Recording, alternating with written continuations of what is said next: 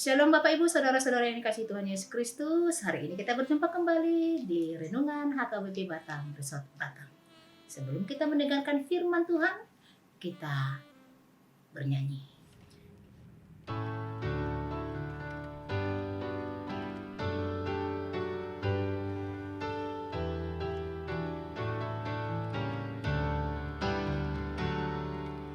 Ya Roh Kudus, paduhilah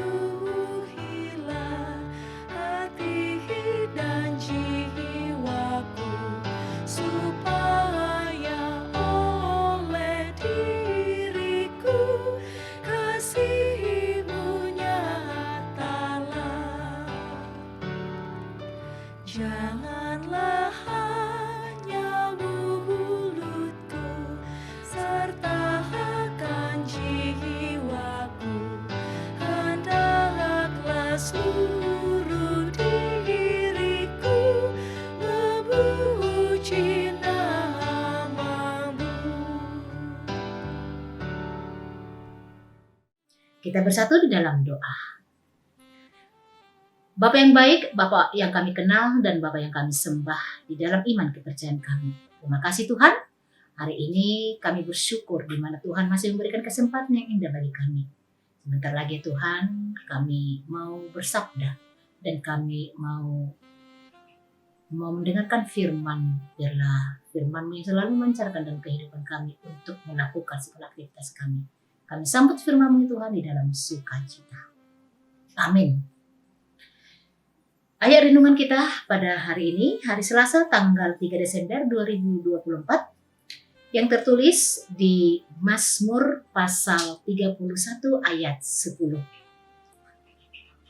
Kasihanilah aku, ya Tuhan, sebab aku merasa sesak, karena sakit hati mengidaplah mataku, meranalah jiwa dan tubuhku. Kasihanilah aku. Kenapa dia mengatakan kasihani? Kenapa dia sesak? Kenapa dia sakit hati? Kenapa dia mengidap malah matanya selalu rabun? Dan dikatakan meranalah jiwa dan tubuhku. Berarti di sini penyakit dia bukan penyakit jasmani, tetapi penyakit dia adalah kerohanian yang selalu menggerogoti jiwa dia.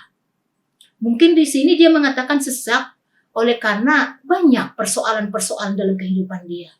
Dia sesak seakan-akan persoalan itu tidak bisa dia atasi. Ketika dia mengandalkan pikirannya, dia selalu tersesak akan persoalan dalam hidupnya.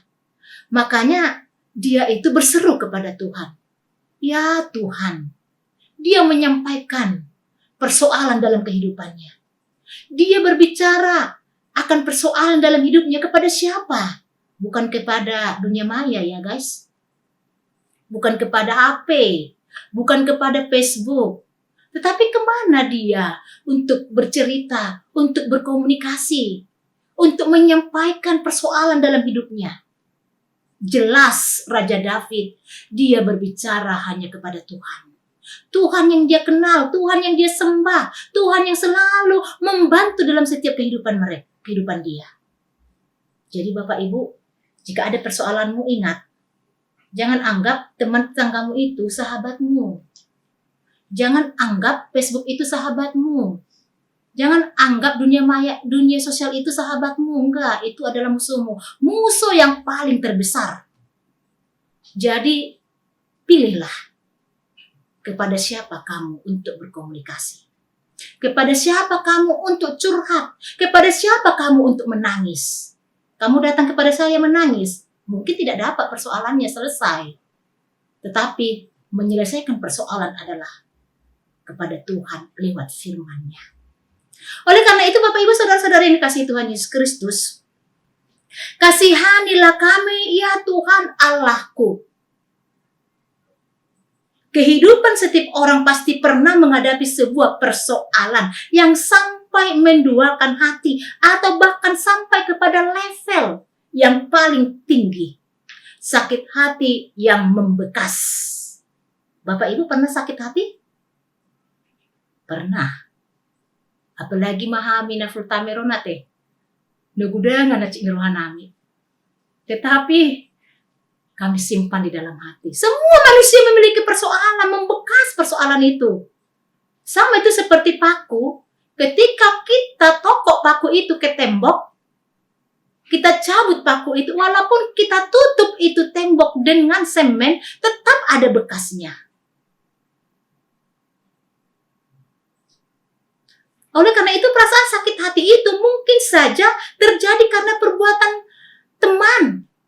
Sakit hati oleh karena sahabat, saudara, tetangga, keluarga kita sendiri, atau bahkan karena keadaan kehidupan kita yang sedang tidak baik.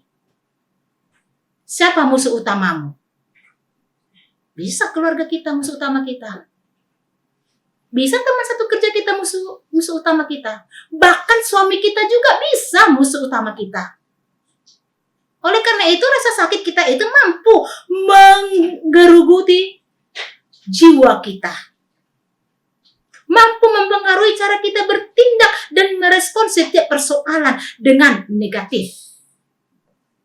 Bapak Ibu, demikianlah yang dirasakan oleh Raja Daud. Diselimuti rasa sakit hati dan kesedihan dalam hati yang begitu mendalam dan membekas sehingga membuatnya sangat berduka. Daud adalah seorang yang kita temukan begitu banyak menjalani dan mengalami pergumulan hidup yang berat dalam perjalanan imannya. Kita juga menemukan seperti itu. Di dalam banyaknya pergumulan hidupnya, dia selalu memilih untuk percaya dan berserah kepada Tuhan. Orang yang semakin dekat kepada Tuhan, maka persoalannya juga semakin bertambah-tambah.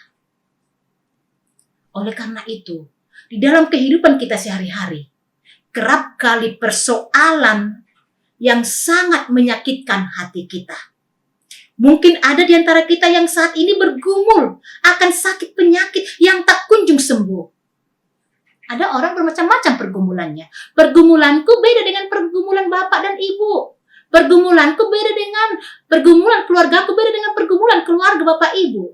Oleh karena itu setiap pergumulan itu sangat berbeda-beda. Tetapi bagaimana cara kita untuk menyelesaikan pergumulan itu? Ada orang menyelesaikan pergumulannya untuk hoga-hoga, healing, atau relax ke pantai dan lain sebagainya. Tetapi ada orang untuk menyelesaikan persoalannya itu dia menangis. Dia diam dan tidak banyak berkata-kata. Oleh karena itu, orang yang menyelesaikan persoalan, jangan kita paksa seperti diri kita menyelesaikan persoalan.